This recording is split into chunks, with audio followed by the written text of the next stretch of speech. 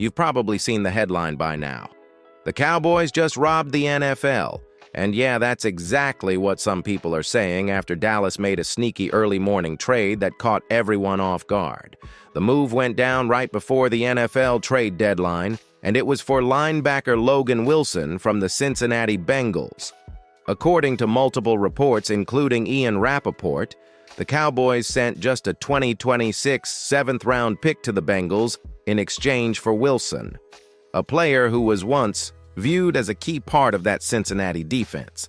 And honestly, when you look at the price tag, it feels like Dallas walked out of a garage sale with a diamond. Now, before you ask why we're even talking about a Cowboys move here on Total Chiefs News, hear me out.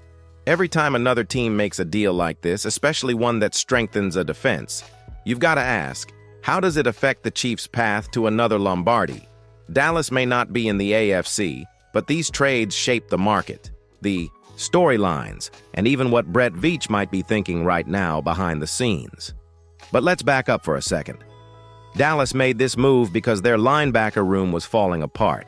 Their starter, Jack Sanborn, is on injured reserve. Kenneth Murray has been inconsistent, and the rookie Shamar James has been thrown into the fire with little help. According to Cowboys Digest, their linebacker group has been ranked near the bottom of the league in overall performance, so this deal for Wilson wasn't a luxury, it was a panic patch. Still, it's impressive that Jerry Jones pulled it off for so cheap. I mean, a seventh-round pick? That's usually a throwaway selection. You're lucky if that turns into a reliable special teamer, let alone a guy with actual starting experience in a playoff-caliber defense like Cincinnati's. And you've got to think, if a linebacker with that kind of background can be had for such a small price, shouldn't other teams, including the Chiefs, at least be looking around to see what kind of value is out there? That's what makes this move interesting from a Kansas City perspective. Dallas didn't break the bank. They didn't go after a superstar. They just found a solid, proven player who fits an immediate need. Sound familiar? That's exactly how the Chiefs have stayed at the top, not by chasing headlines, but by making smart, targeted decisions that strengthen the roster piece by piece. So let me throw this one to you. Do you think this trade helps Dallas more than it hurts Cincinnati? Drop a yes or no in the comments and tell me why. I really want to see where you stand on this one. And hey, if you're new here and want to keep up with how every NFL move connects back to the Chiefs, hit that subscribe button right now. We're pushing hard to reach 6,000 subscribers, and your support helps us keep dropping daily Chiefs breakdowns like this one. Coming up next, we're going to take a closer look at who Logan Wilson really is, why he was even available in the first place, and what kind of player Dallas actually got for that bargain bin price. Because believe me, this trade isn't as simple as it looks. All right, let's dive a little deeper into who the Cowboys just picked up. Logan Wilson. If you're a Chiefs fan who doesn't follow the Bengals closely, you might only remember Wilson as the guy flying around the field during Cincinnati's 2021 and 2022 playoff runs. He's been with the Bengals since 2020, a third-round pick out of Wyoming, and when he first entered the league, scouts called him one of the most instinctive linebackers in his class. Wilson's game has always been built on smarts and positioning. He's not the fastest linebacker out there. He's not going to wow you with elite speed like a Micah Parsons or a Nick Bolton-type sideline burst, but he reads plays extremely well. For years, that made him one of the Bengals' most trusted defenders, especially on passing downs. In fact, early in his career, Cincinnati often used him as the coverage linebacker, the guy responsible for dropping back and keeping tight ends or running backs in check. But here's where things started to go downhill for him. This season, the Bengals began shifting to younger talent at the position. Barrett Carter, a new face with more range and quickness, started taking Wilson's snaps. Wilson wasn't thrilled about that, and reports say he requested a trade when his role kept shrinking. So the Cowboys took advantage, and honestly, they didn't have to give up much at all to get him. Let's look at what Dallas is actually getting. Statistically, Wilson's production this year hasn't popped off the screen. Just 46 total tackles, a fumble recovery, and limited starting reps across 8 games. But here's the thing. That's mostly because of his snap count, not his performance. When he's on the field, he's still one of those players who understands offensive spacing, recognizes misdirection quickly, and knows how to position himself to limit big plays. Now, if you dive into the PFF grades, Wilson isn't lighting it up, but he's solid. He's sitting around the 54.8 overall range, which places him 60th out of 80 linebackers, middle of the pack. That might not sound amazing until you realize what the Cowboys are working with right now. Their rookie Shamar James ranks 81st out of 82, and Kenneth Murray sits 78th. So yeah, even an average Wilson is a major upgrade in Dallas, but it's not just about numbers. Wilson brings something this Cowboys locker room desperately needs: experience and calm under pressure. He's played in huge moments, AFC title games, playoff wars, big-time matchups where every snap mattered. That stuff doesn't show up on a stat sheet, but it absolutely matters when your defense is falling apart mid-season. And here's something Chiefs fans will find interesting. Wilson's best performances this season came early. A 7-tackle game against Cleveland, 8 tackles against Jacksonville, and a solid outing against Pittsburgh. That tells me he's still capable of producing when he's trusted with consistent snaps. He's not washed, not by a long shot. He just fell out of favor in Cincinnati's new rotation. Dallas is hoping he can recapture that form. But the bigger question is, can he? The Cowboys are 3-5 and hanging by a thread in the NFC race. Wilson's arrival won't magically fix their defensive issues. He's a stabilizer, not a savior. And that's an important distinction, because when you trade for a linebacker at the deadline for a 7th rounder, you're betting on a spark, not a star. So let's put this one out to you. If you were grading this move as a neutral fan, what's your grade? Is it an A for value, a B for solid fit, or maybe a C because you don't think one guy changes anything? Drop your grade in the comments. I'm going to go with a B-, just for value alone. And don't forget, if you're enjoying the breakdown and want to see how this kind of trade might influence what the Chiefs could do next, hit like on this video and make sure you're subscribed. We're getting close to that 6,000 subscriber goal, and every click really helps the channel grow. Up next, let's flip the lens and talk about why this move even matters for Kansas City. Because while the Cowboys might be celebrating, there's something about this trade that should make Chiefs fans pay attention, especially if Brett Veach is planning his next chess move. All right, let's be honest. You might be thinking, okay, cool story, Dallas, but what does this have to do with the Chiefs? And that's fair. On the surface, a mid-season NFC trade between the Cowboys and Bengals doesn't exactly scream Kansas City headline. But here's where it actually gets interesting, because this move says a lot about how other NFL contenders are starting to operate. See, when teams like the Cowboys, a franchise known for being flashy but often conservative when it comes to trades, suddenly make a low-risk move like this, it signals a mindset shift. It tells us that teams chasing the postseason, even those struggling, are starting to copy a page right out of the Chiefs' playbook: plug holes quickly, efficiently, and without drama. That's what Kansas City has done better than anyone. While the rest of the league chases splashy names or overpays for hype, Brett Veach and Andy Reid play the long game.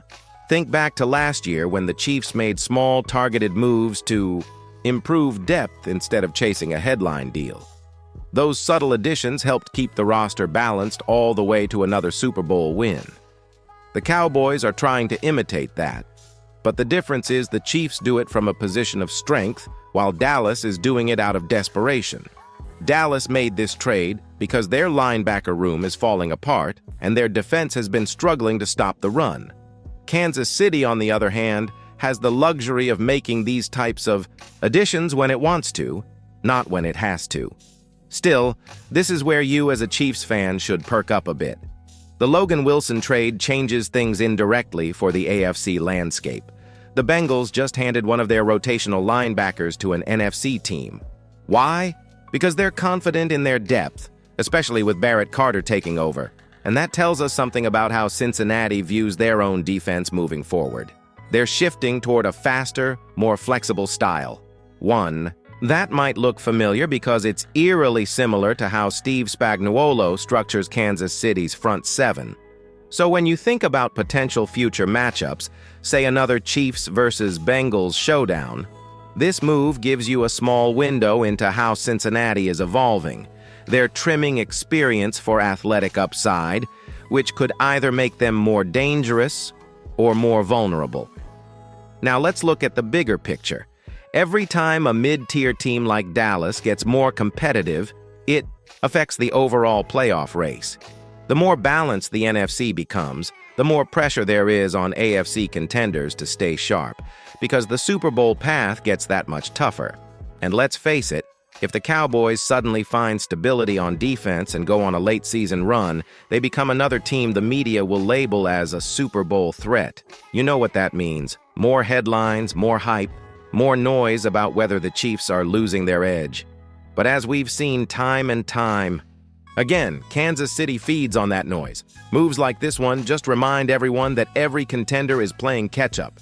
Dallas may have made a smart, low-risk addition, but the Chiefs built an entire dynasty doing that exact same thing year after year without needing a headline. So, here's my question for you. If the Chiefs were in a similar spot, say a key defensive player went down mid-season, would you want Veach to make a move like this? A quiet, smart, value-based trade instead of a flashy blockbuster? Type yes or no in the comments. I'm curious how many of you trust Kansas City's front office to pull another low-cost gem if the situation ever called for it. And before we move on, make sure you've hit that like button if you're enjoying this deeper look. We've got plenty more Chiefs analysis coming, and your support helps us keep pushing toward that 6,000 subscriber goal. We're almost there. Next up, we'll talk about what the Chiefs should actually do after seeing this. Move, go down. Because even though it's the Cowboys making the headlines right now, this trade might have quietly opened the door for Kansas City to make a smart move of its own. One that could make a real difference come playoff time. So here's where things get really interesting for Kansas City.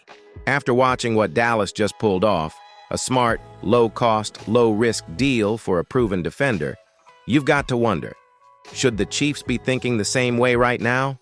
Because let's be real. Even though the Chiefs' defense has been one of the best in the NFL this year, depth can disappear overnight. One or two injuries to key guys in the front seven, and suddenly you're scrambling. The Cowboys just gave the entire league a reminder that there are solid players out there who can be had for next to nothing. The kind of move that doesn't make the front page, but might make the difference in January. Let's start with the tactical side. The Chiefs' defense, under Steve Spagnuolo, thrives on flexibility, hybrid linebackers who can drop into coverage, fill gaps, and disguise pressure looks. Sound familiar? That's exactly what Logan Wilson was supposed to be for Cincinnati. And if the Bengals were willing to move him for a seventh-rounder, it makes you wonder what other undervalued defenders are quietly available right now. Kansas City could easily follow that blueprint. There are always veteran linebackers or rotational pass rushers sitting on teams with no playoff hopes, guys with the experience to step in and contribute right away. Someone like that could give this defense an extra layer of insurance without costing much draft capital. And let's not forget, this isn't just about adding players. It's about staying ahead of everyone else. When the Cowboys made their move, they were reacting to a crisis. When Kansas City makes a move, it should be strategic. Think of what Brett Veach has done before, grabbing Melvin Ingram mid-season in 2021 or adding low-profile veterans who end up becoming difference makers. Moves like that kept the Chiefs' championship window wide open. Here's the front office takeaway. This trade is proof that you don't need to spend big to upgrade your team. You just need to be the first to spot the opportunity. A seventh-round pick is practically a lottery ticket, but a linebacker with real starting experience? That's guaranteed value. The Chiefs could easily mirror that logic. Maybe at linebacker depth, maybe on the edge, maybe even at safety if an injury pops up. Every contender should be asking, where's our version of Logan Wilson hiding right now? Now, from a tactical game day perspective, this move gives Kansas City's coaching staff a bit of film gold. Logan Wilson's tape in Dallas will be fascinating to watch because he's a known name from the AFC. If Dallas tries to plug him in right away, it'll reveal a lot about how NFC teams plan to handle hybrid linebackers against high-powered offenses, like Kansas City's. You can bet Spags and the Chiefs analytics staff will be watching how Wilson performs in that system, what alignments he struggles in, and how his reads hold up against misdirection and play action. It's basically a free scouting opportunity. Dallas gets the player, but Kansas City gets the information. And if Wilson starts flashing, it could also validate that there's still hidden value sitting around the league, guys waiting for a fresh start. So here's my challenge for you, Chiefs. Kingdom. Would you like to see Brett Veach make a move like that, a sneaky low-cost trade before the end of the season? If you're all in on the idea, hit like right now and let's see if we can hit 300 likes on this video. That'll tell me you want a follow-up episode where we break down the top 3 low-cost trade targets the Chiefs should chase before the playoff push. Because look, the Cowboys might have gotten a steal in Logan Wilson, but it's the Chiefs who've mastered the art of building a contender without ever overpaying. Dallas might finally be taking notes, but Kansas City wrote the playbook. And coming up next, we're wrapping it all up. I'll give you my final verdict on the Logan Wilson trade, how it stacks up against what we've seen the Chiefs do in past seasons, and whether this really changes anything for the Super Bowl picture. From a pure Chiefs fan perspective, here's the bottom line.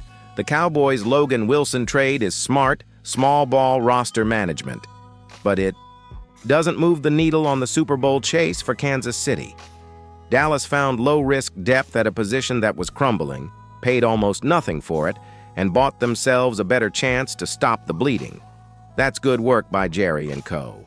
But it's not a seismic shift in the NFL power map. Final grade, if I grade it through Chiefs-colored glasses, I give Dallas a B for value and a C for threat level. Value is high because a 7th-round pick for a veteran linebacker with starting you. Experience is excellent. Threat level is low because one mid-season depth add rarely turns a struggling defense into an elite unit overnight, especially versus a Chiefs offense that creates mismatches week after week. What should you expect next weekend when you're scrolling headlines? A few talking points will pop up. Cowboys fans will celebrate a savvy move. Media will frame it as Dallas getting younger and smarter at linebacker. Analysts will warn that one player won't fix systemic issues, and that's the realistic take. For you as a Chiefs fan, though, the real value here is the lessons and the intel. Watch how Wilson is used in Dallas, alignments, responsibilities, and how they disguise him. Spagnuolo's staff will absolutely study that film. If Wilson starts to flash in Dallas, you'll get a preview of what other teams think works against elite offenses. That's free scouting for Kansas City. Now, quick engagement. From a Chiefs fan point of view, does this trade make you more worried about the Cowboys? Type yes or no in the comments and tell me the reason in one sentence. I read every comment, and I want your take. Before I sign off, 2 asks. If you enjoyed this breakdown and want more Chiefs-centered reactions whenever another team makes a move, smash that like button. If you haven't yet, subscribe. We're pushing for 6,000 subscribers, and your support helps us keep producing quick, focused analysis that actually matters to the kingdom.